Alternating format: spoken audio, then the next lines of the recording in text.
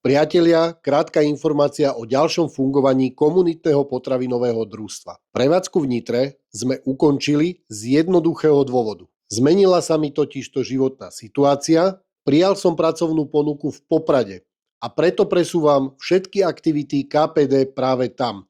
KPD ale určite nekončí, naopak, ideme ďalej.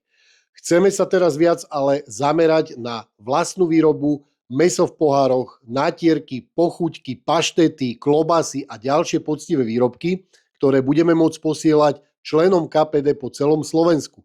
Zároveň hľadám v Poprade alebo blízkom okolí spoločníka, ktorý by sa chcel aktívne podieľať na tomto projekte.